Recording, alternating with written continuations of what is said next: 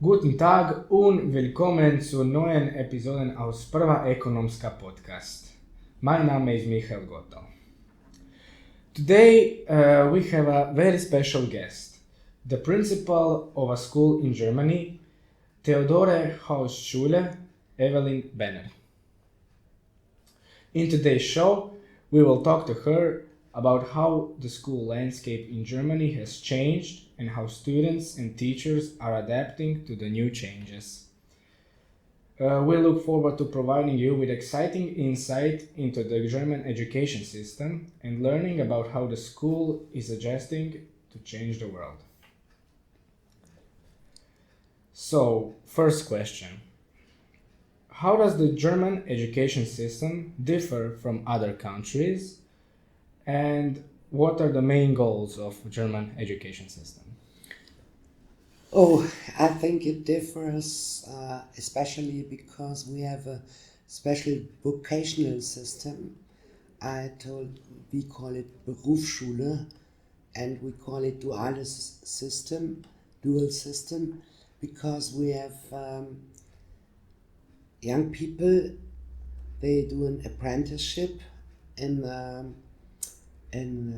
company, for instance, or in a shop or somewhere else, and they are there in the company 3 days a week, and 2 days they came to us, and they were studying economic, and then after 3 years, for instance, they have a fully job, and they are qualified to do some special jobs, maybe in a bank or maybe in a company, in marketing, for instance.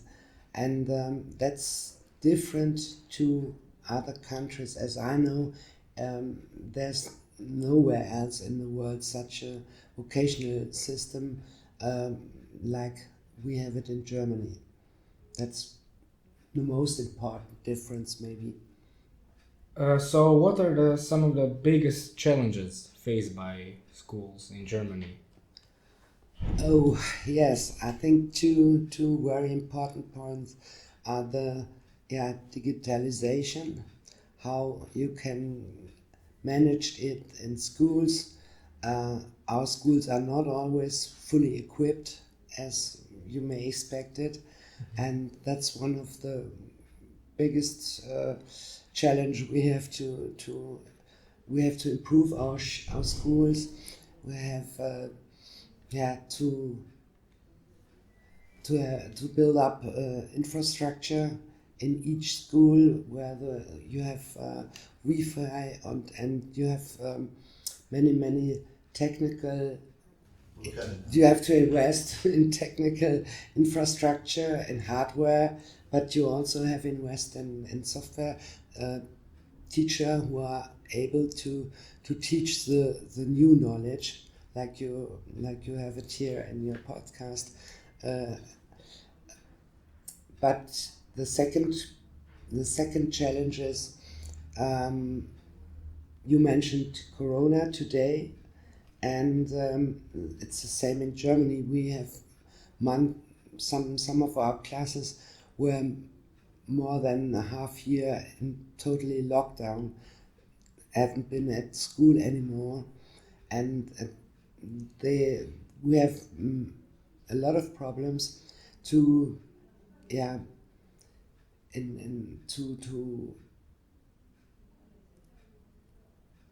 confirm the pupils, and there are many psychological problems, and there are also gaps between what they should have learned during this time of Corona and what they learned really, and that's the biggest problems we had. So how do you see the role of technology in the classroom, and what measures have you taken to put technology in your classrooms? We did a lot of things. We have Wi-Fi in each classroom, We have active panels, special panels, and we have a very, very good hardware at our school, but we also qualified our teachers systematically, because that's important. It's not enough to invest in a big hardware in your classroom.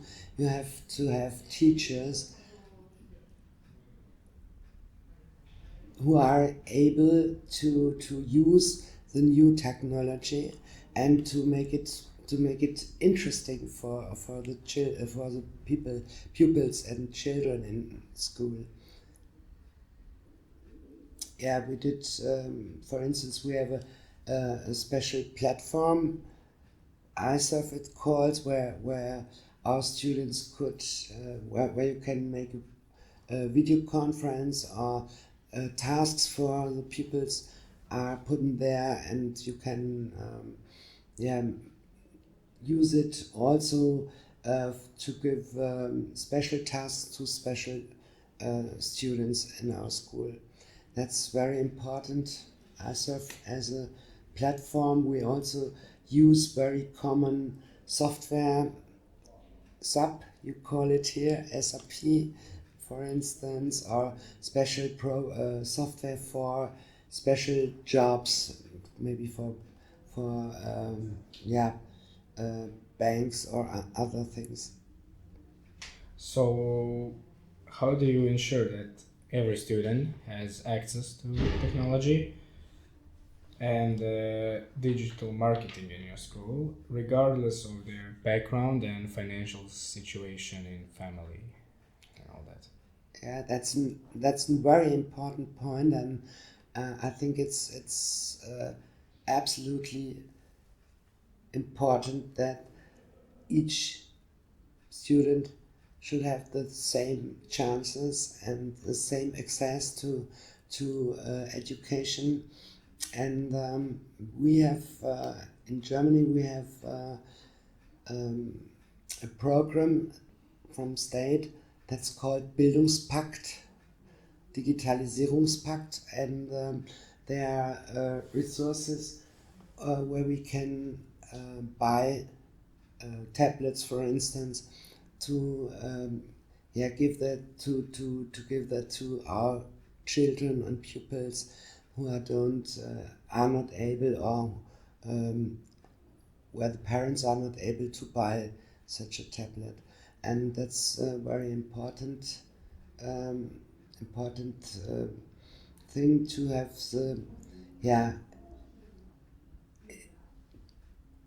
to enable pupils to follow the lessons where we use such computers and things. We have iPad Klassen, and we also bought 200 iPads with money from the European Fund. And if we have some students who are not they don't have a iPad, we give them from this phone. We bought it. So, what advice would you give to other schools and educational institutions looking to implement digital marketing strategies into their curriculums? Oh, that's a difficult question. I think, important is that the infrastructure, the hardware is working. Otherwise, the teachers and the students will become sad or frustrated, and that's a very, very important point. And also to have time that teachers build up their know-how,